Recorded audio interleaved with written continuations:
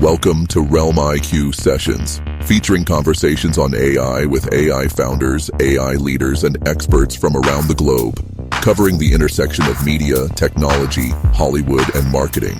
Please give us a follow or subscribe. This is our host, Kurt Doty.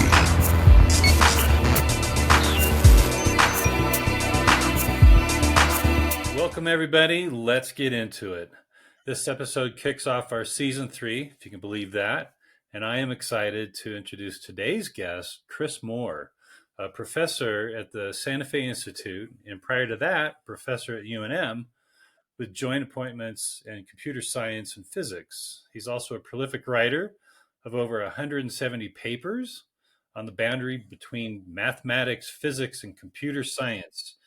We met this week for the first time, centering a conversation around establishing some laws around AI as our state legislators are here in town. Welcome, Cris. Kurt, thanks for having me. Absolutely.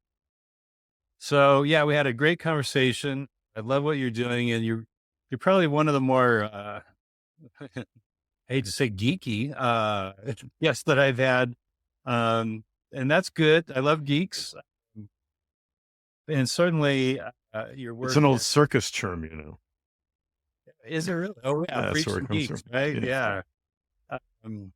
But I certainly have an affection for geeks. I've worked with a lot of developers over the years, and appreciate the perspective of and the brain that I don't have for it. Much respect. But tell us a little bit more about what you're doing, what you're teaching, and how that led into your interests or advocacy around AI. Yeah, so I taught at UNM for a dozen years, and mostly for the geeks, data structures and algorithms and theory of computation.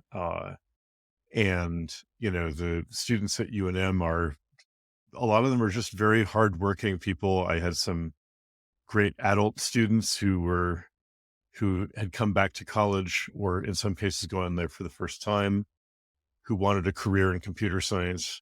So then some time ago, I came back to the Santa Fe Institute as a full-time faculty member. And there, I would say that my day job, again, is mostly theory, mostly on the whiteboard and computational experiments.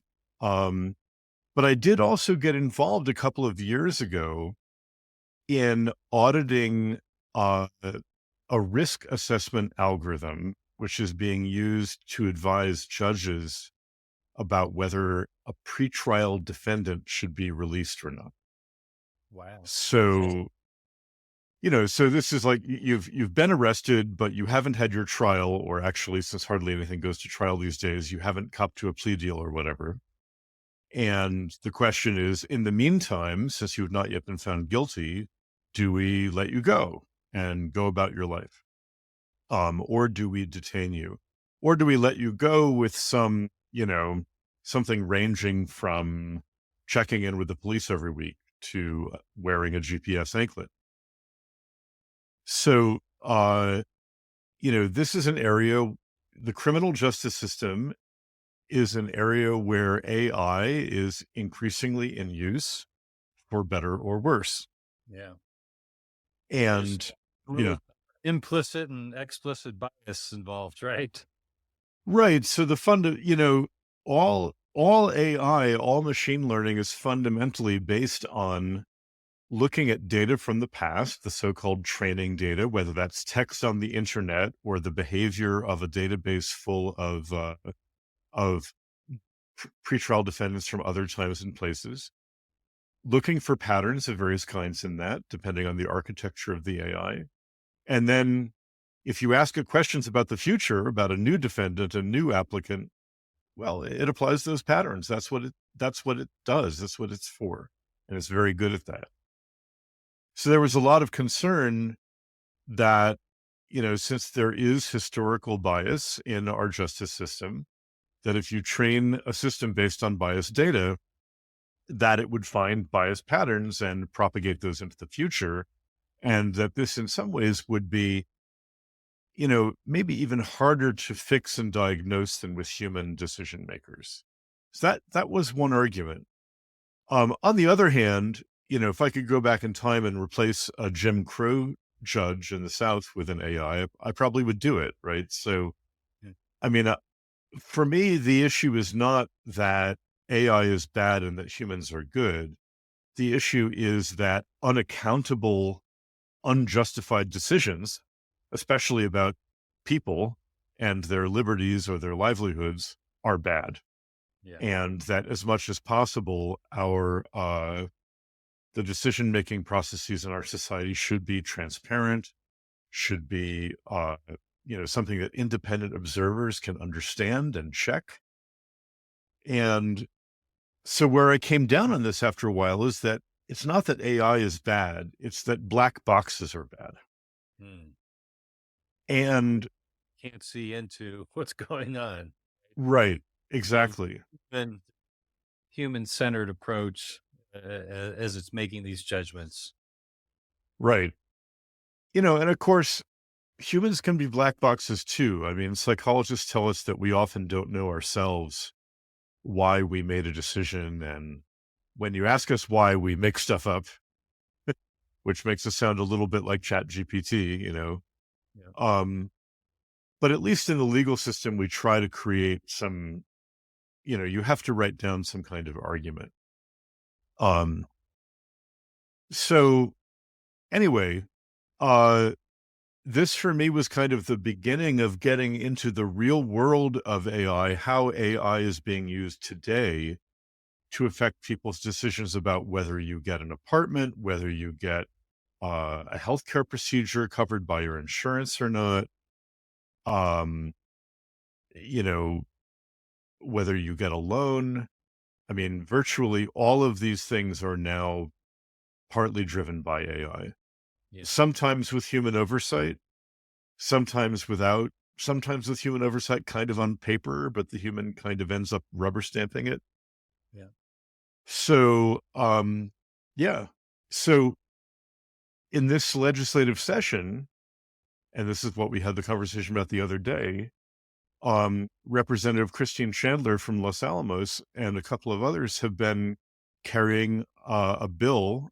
Another sponsor is Andrea Romero from here in Santa Fe, carrying a bill that would say, hey, if you are using AI to make consequential decisions, these things like housing, lending, healthcare, then there should be some scrutiny of whether that method is accurate and whether it's fair. Is it overtly or covertly biased against particular populations, for instance? And if you are a developer or a deployer, a user of these systems, then there should be some attention paid to its impacts, and you should give consumers notice that you're using AI to make a decision about them.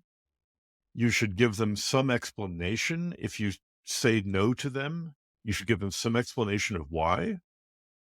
At the federal level, we have this thing called the Fair Credit. Okay, sorry, but also Yeah, have to rebut or object to whatever finding. exactly. So like at the federal level, we have something called the the Fair Credit Reporting Act, FCRA, or FCRA, as they say. And this goes back to the civil rights era, because of course, long before computers came along, credit card companies and so on were using your credit rating, and we're using statistics to try to come up with these credit ratings. So it's actually a pretty interesting exercise. It's not hard to download this information. So the big three credit rating agencies, it's interesting. It's not transparency exactly. They're not required to tell you how they calculate your score.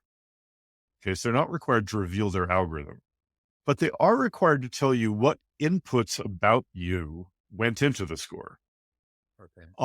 Like, like, did you miss a payment a few months ago? Have you tried to open up too many new credit cards and so on?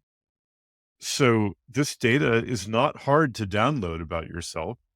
And then if you notice something wrong, like, hey, that's not me, then you are allowed to dispute that and get it corrected. And then they'll at least put that new data into their algorithm. So this is a kind of partial recourse for the consumer. Again, it's still kind of a black box, but at least you know what's going into it and you can dispute that. Yep.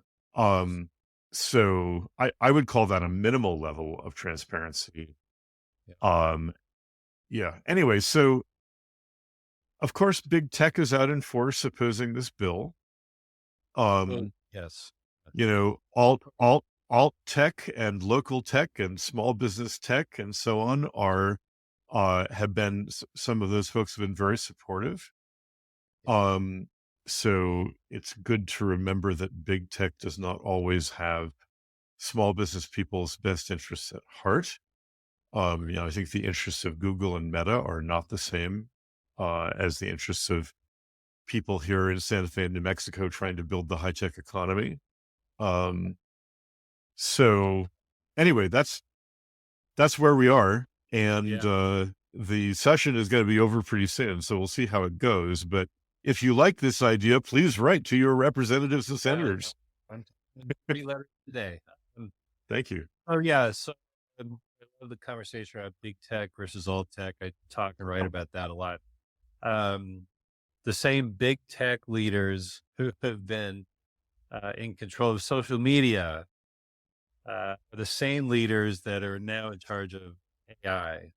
Right. And so, yeah, as they've stifled any regulation around social media, and we know the dangers and consequences of social media going unmoderated, unfettered, with no controls, we've seen the damage that has caused. Well, here's AI, which can be a lot more dangerous.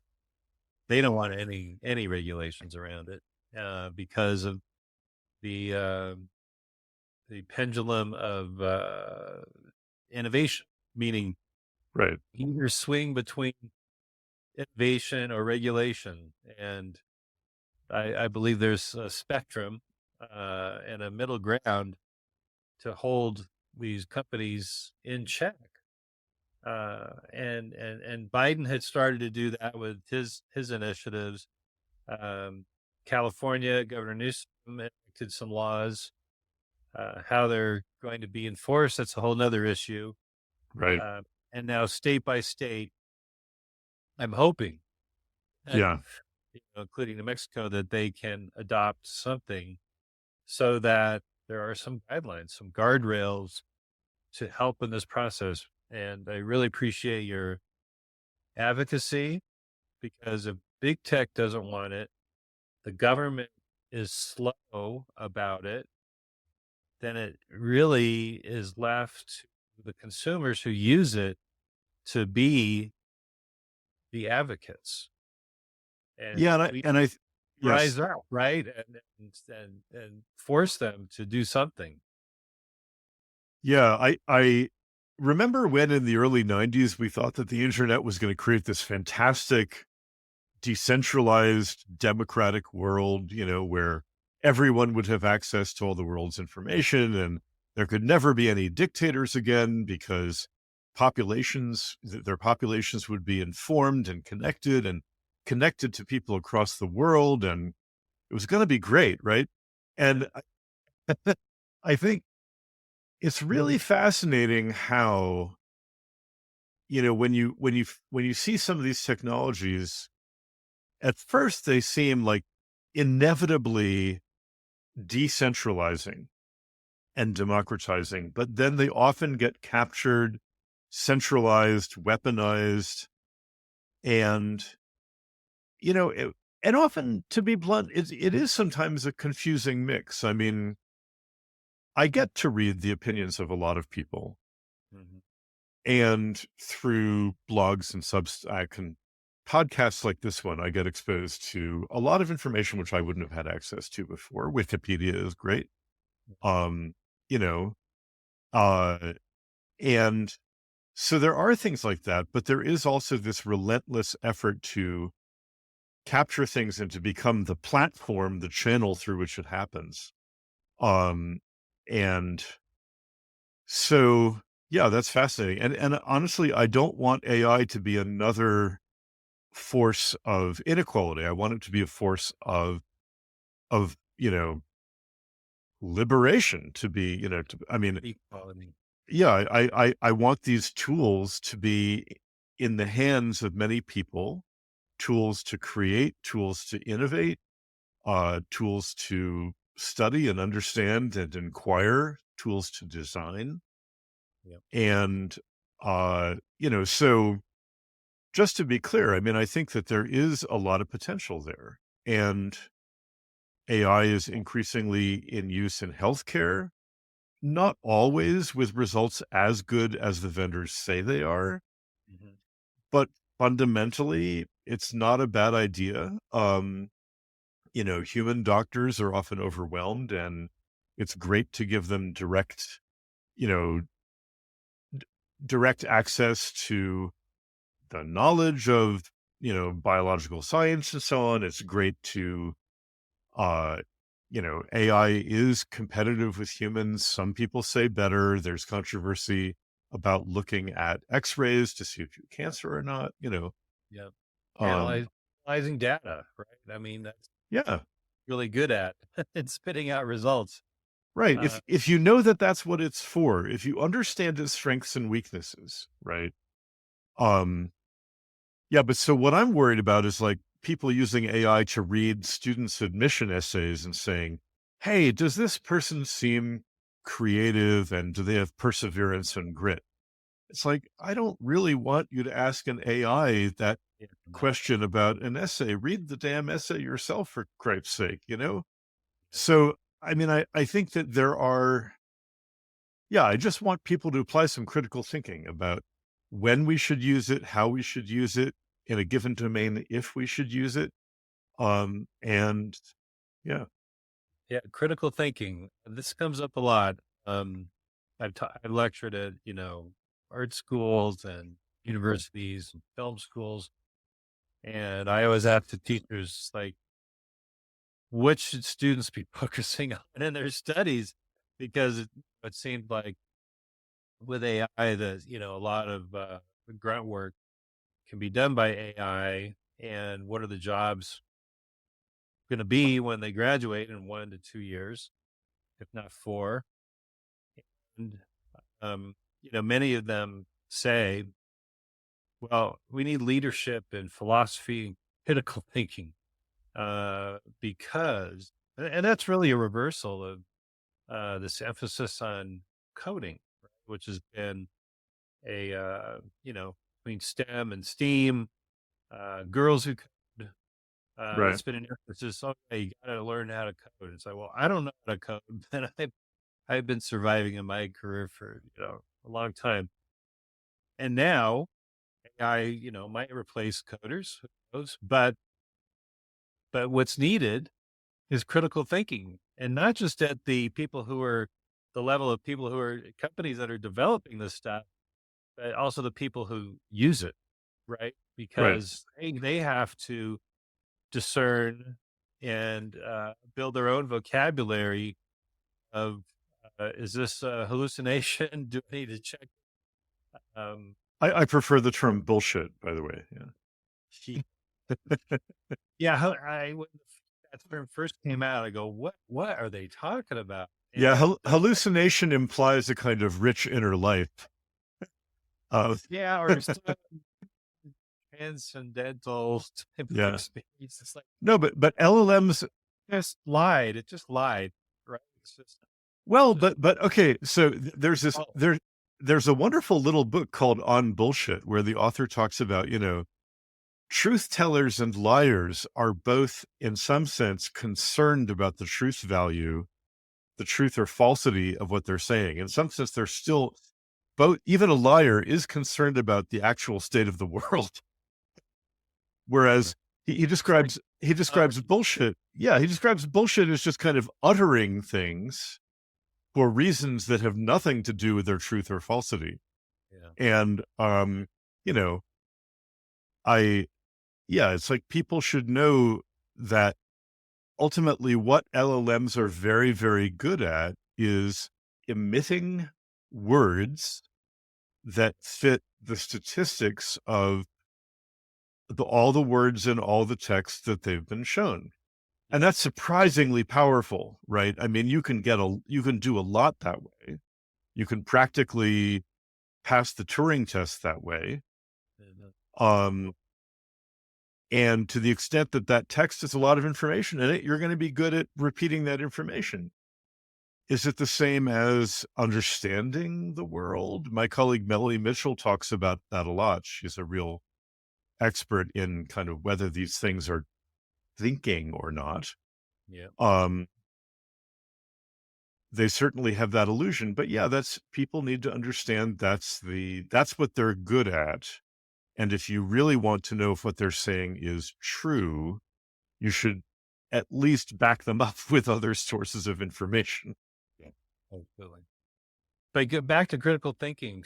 So, the notion that this has the potential to make people lazy and stop learning, right? Those who understand philosophy, critical thinking, all those aspects of humanity and where this is all going, and how do we survive as a species in all this chaos, techno chaos. You know, how do we not become lazy and recognize the fact that we still have to use our brain? We still have to guide these prompts with specific outcomes so that we stay smarter than the system that we're using, and guide it with humanity and unbiased attention to what is the truth, right? And we have to, and I think we also, right. I mean, you're a creative, and of course, here in Santa Fe, New Mexico, we have an incredible wealth of creative people, in film, in the visual arts, and sculpture, music, everything. I mean, it's an incredible. We punch way above our weight in that area. It's wonderful. I mean, how do you feel these things are affecting that world? So, I mean, I guess the optimistic view is that they're going to superpower us as creative. You know, there's a really interesting web comic called The Bestiary Chronicles, where this writer, it's a human writer at least, but then he used Midjourney to do the art, and he did it sort of as an experiment, and it's, free on the web. It's really interesting. And these are good comic books. Yeah. Of course, the art it's good, and yet it's imitative of all of the style of all of the, particular type of comic book. The writer had to really work with Midjourney to create consistent looking characters and so on. Yeah. So the product is good. If you're a graphic artist, it's also a little worrisome. So the optimistic view is it's going to empower us, let people create things that they couldn't create before. Kind of the way like synthesizers and sequencers or whatever help people create music that they couldn't have before. Right. The pessimistic view is crap. This is going to churn out lots of stuff, which is going to be just good enough to eat up the market. Yeah. And it's going to be even harder than it is already for human beings who are trying to create something really new to get any attention paid. Yeah. I'm classically trained as an illustrator. That's what I went to school for. And yeah, so I have a lot of appreciation for draftsmanship, and certainly book world is. I mean, I studied under Bern Hogarth, who created Tarzan. Okay. Oh my gosh. Wow.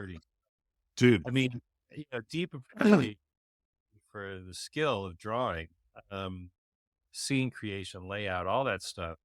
So, yes, these are tools right now. If you haven't checked it out, the Lore Machine is doing exactly what you're saying.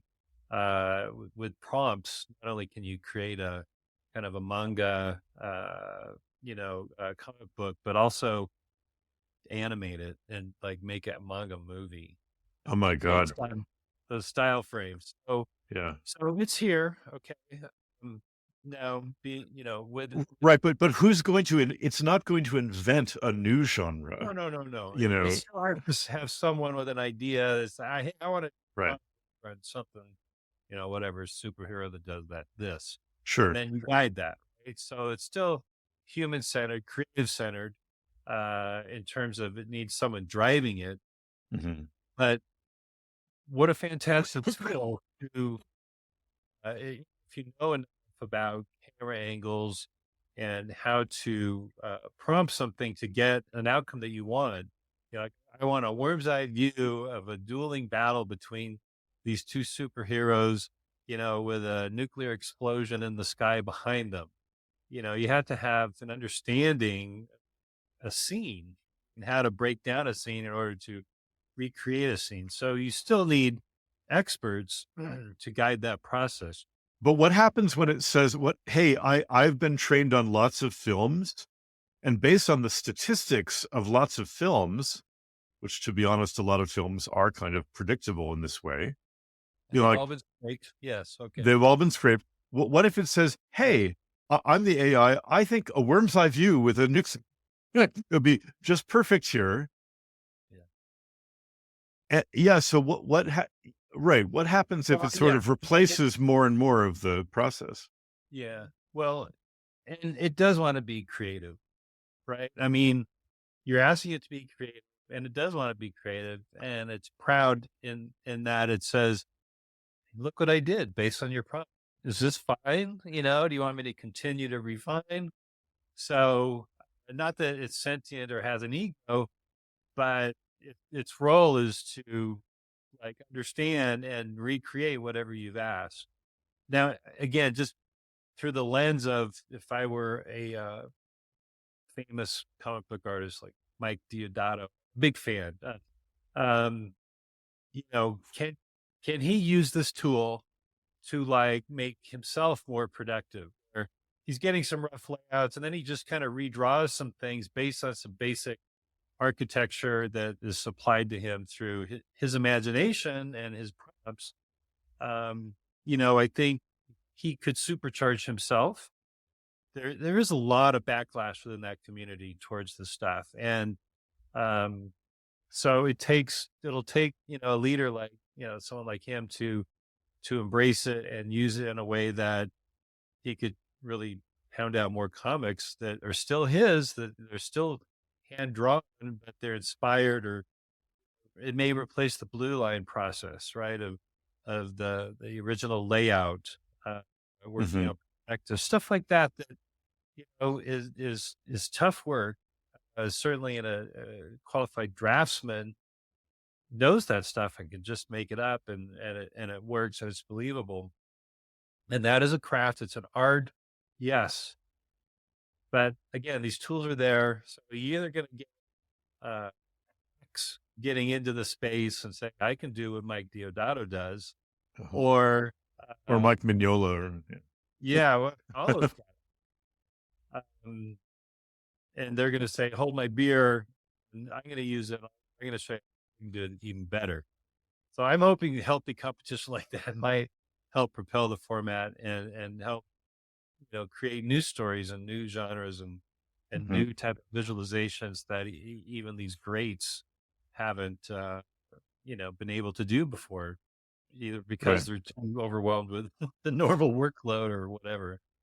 So, yeah, I mean, yes, I am a creative designer. I'm a writer, and I use AI every day. I feel empowered by it. It's created a lot of opportunities for me to get Mhm. into areas that were just impasses for me before, based on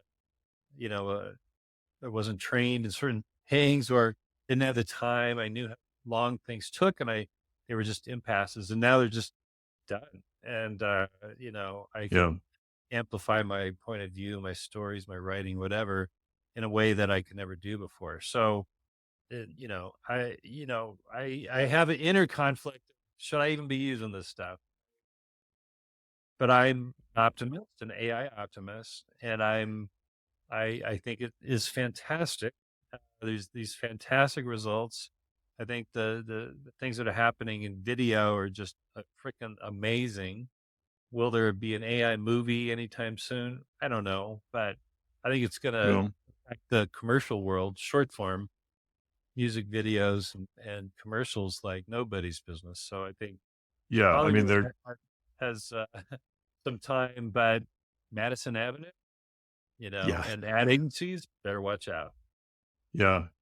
I mean, there was, right. Remember during the campaign, there was a deep fake of a little girl in the flood right. And Oh this yeah, was like, North and Carolina. yeah. And this was just made from whole cloth, right? I mean, there was no little girl. um, it's interesting that there are a number of deep fake laws. New Mexico last year passed a narrow deep fake law saying that specifically for campaign ads that you can't show a person doing or saying something that they didn't do or say Yeah, without their consent. But that law doesn't cover making a fictional little girl and showing her floating on a piece of driftwood in a flood. It also, since the only restriction was your own consent, it also doesn't prevent a candidate from making a deepfake of themselves saving people from the burning buildings in 9/11, right? yeah, So, yeah, and right. So, but anyway, on the creative side, I mean, I hope that's what's going to happen. I mean, that's also in the sciences so far. That's what's happening. It's powering us. It's not replacing us. Um, yeah. and will that continue to be true? In other words, is this just another tool the way sampling was in music, or you know, the way people create art using a digital pen instead of a pen with a nib? Yeah. Um, and is it going to be a tool that expands human capabilities? That's the hope. But as you say, you know, if people come to rely on it in the wrong way, somehow, yeah, I don't know. But so at that level, these are not new arguments, right? Right. Although some people argue that this is qualitatively different, that it isn't just another set of technologies, that it's, Well, I think what's hastening that is the speed at which it's happening, and whatever you're seeing right now is the worst it will ever be. Which means if it looks pretty damn good, it's just going to get better and better and better. It's not going to mhm, get worse. So I think that is what's fueling this notion of this feels different, right? right. That's a quote you get a lot Uh-huh, from interviews. Like it feels different. right, It isn't just like the invention of TV, the invention of the internet, which are major transformational uh, inventions, right. job creation, right? Industries. Um, this feels different for all these reasons we're talking about. But I think keeping the human at the center, certainly creative at the center, I think we can work through it. The things that us user can't control is what big tech is doing it, and Right. uh, unbridled ambition to be the first at whatever in AI is just fueling this AI race, and I guess an AI war with China. War with China over AI, evidently. But yeah, Yeah. Right. I mean, just as social media could have been about communication and it turned into just being about clicks and ads. Um, in the same way, AI could be about creativity and insight and design.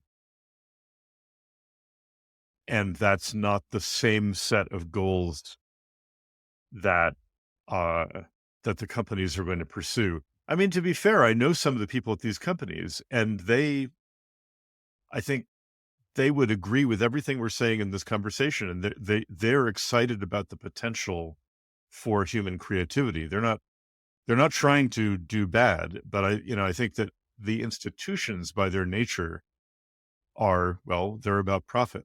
And that's a different set of goals. It's not like this compared to the things we want, but it's sort of like this, you know. Sometimes people click on things because they're worth reading. Not always. Yeah.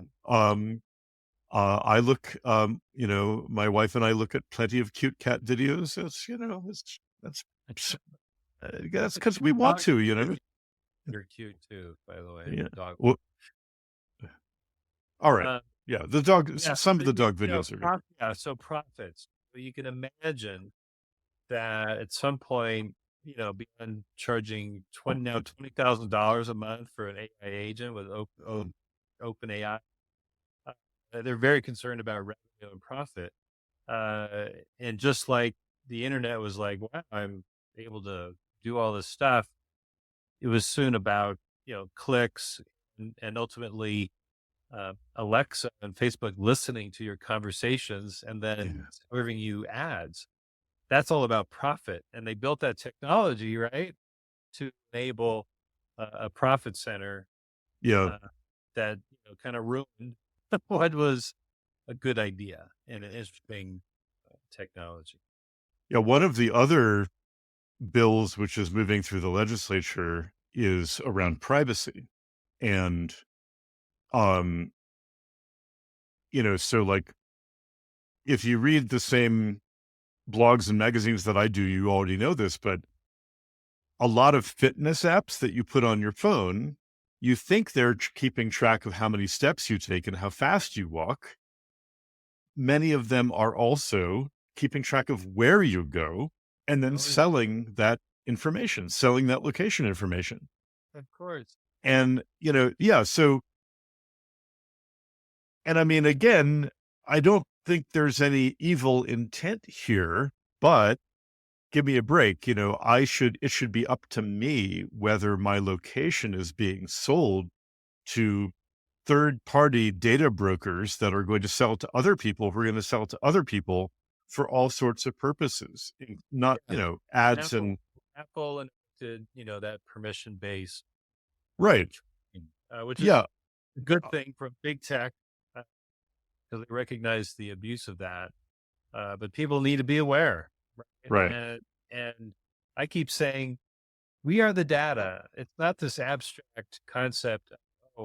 OpenAI, they're scraping the internet and it's something that happens in a far off land and, it's abstract. It's like, we are the data now. Yeah. Guess We're what? the product. Exactly. 400 million followers. Everything that we ask it to do, every result, it's all training on our interactions, Yeah.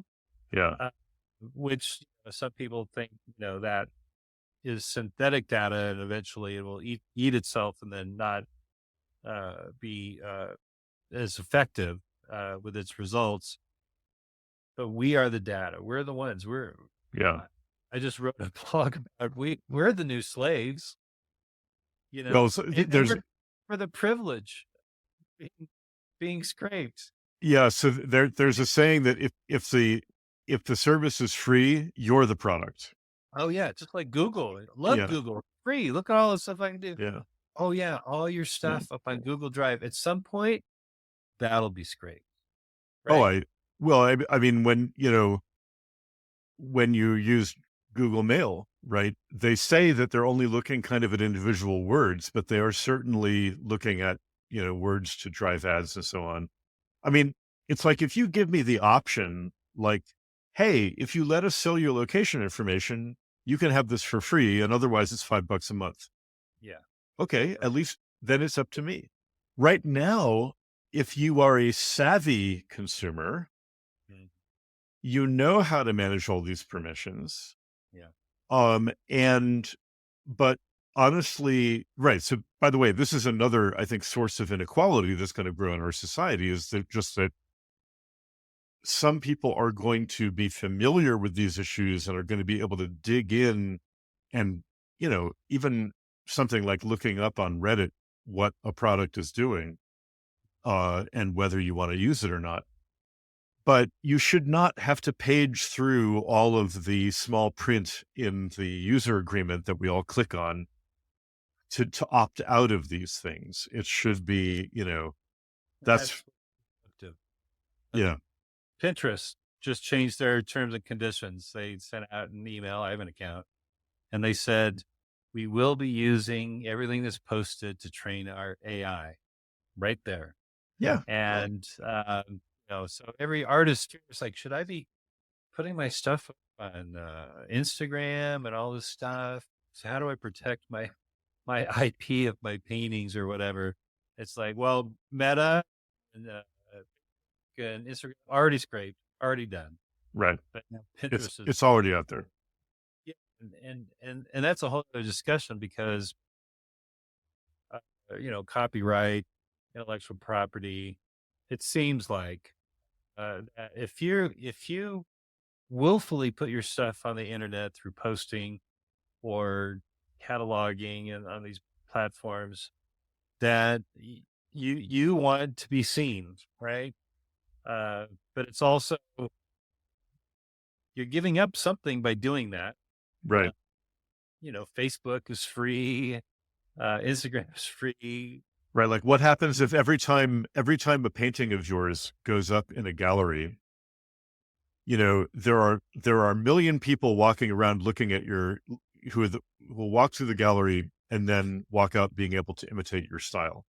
I mean, Right. that would be a different, that would, Whole that art would, world is built on the shoulders of the giants through the ages, whether, good artists imitate and great artists steal, or right? So, if you're participating in the internet, you got to accept the fact that your work yeah, has probably been scraped. And yeah. unfortunately, I think you need to be all right with that. I mean, I know that there are these proposals. You were telling me about these the other day about trying to give images and other creative works some kind of digital DNA that will follow them around and, be part of their provenance so that you know who generated it and when. And this would be helpful both for preserving people's intellectual property as artists. It would also be useful for avoiding misinformation and disinformation. The problem is that this is a very hard problem. I mean, you know, it's not easy to watermark an image in a way that I can't sort of cut and paste it on my computer. That Yeah, it goes beyond that. It gets digital DNA is really not on the surface and not okay. identifiable. Yeah, you were telling me about a blockchain Yeah, approach to blockchain this. solutions. There's companies working on this, which I think is Yeah, fascinating. Um, and trying to monetize it along that chain of use.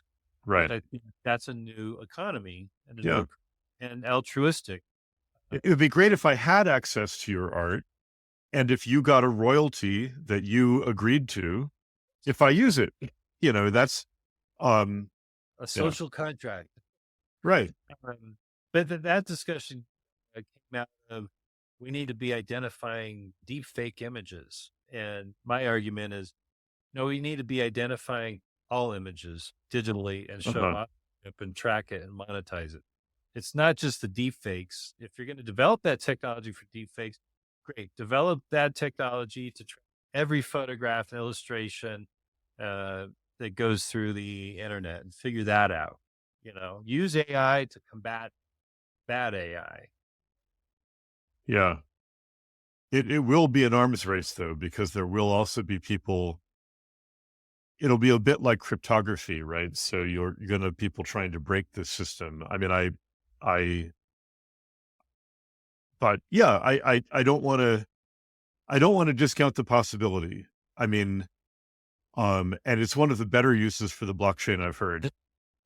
So Well, I mean, blockchain Web3 had altruistic goals. The idea of DAOs and digital autonomous organizations, those are empowering things where people could be their own countries and develop their own governments based on the rules that they set forth. But unfortunately, the bad actors got in there, crypto and NFTs, and just kind of screwed the pooch. But there's still people working on these altruistic outcomes. So, I applaud them. I'm watching a few of these companies, and, we'll see what happens. Yeah. Listen, we're getting to the end of our podcast. I just wanted to give you an opportunity. Is there any call to action you want to give to our audience, certainly as it relates to the efforts and advocacy that you're doing in your efforts to help regulate AI? Please share with us any final comments there. Well, I mean, for what it's worth, the bill that I've been working on with Representative Chandler is House Bill 60. It is called the Artificial Intelligence Act. And that is the one, again, it doesn't limit the use of AI in any area except these consequential decisions like housing and healthcare and lending. And even in those areas, it doesn't say you can't use AI because everybody's using it. It just says, please disclose the use to the consumer. Please, look at the impacts, look at the fairness, and look at the accuracy. And again, apply some of that critical thinking. And as you said before, give the consumer the opportunity to learn what is it about them which is driving the decision and to correct that if necessary. So, I mean, we're getting down to the wire, but if people want to look up, it's very easy to find out who your state legislator is. And by the way, we're not the only state looking at this, and it's a bipartisan issue. There's a Republican state legislator in Texas who's proposed a bill. A very similar bill passed last year in Colorado, our neighbors to the north and the east. And, nothing is going to happen at the federal level on this area for a long time. So kind of like with climate, this is just a policy area where the state legislatures are stepping up. And so there are also these privacy bills. If you want to speak to your legislator about that, let them know that you should be in control of your data. And, just companies should be honest. Yeah. And yeah. Well, we'll see where that all goes, but thanks for your advocacy and your direction there. And thanks, Cris, for joining us. And thanks to all of you for tuning in and catch more of our RealmIQ sessions on your favorite podcast platforms. You can now follow us on TikTok, on LinkedIn, and now Blue Sky, people. Check it out. Thanks, Cris. We'll have you back. Thanks a lot.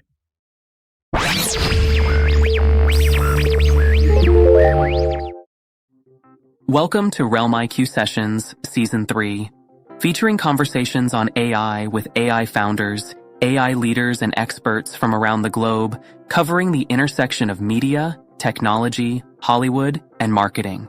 Please give us a follow or subscribe, now on YouTube, Spotify, and all your favorite podcast platforms.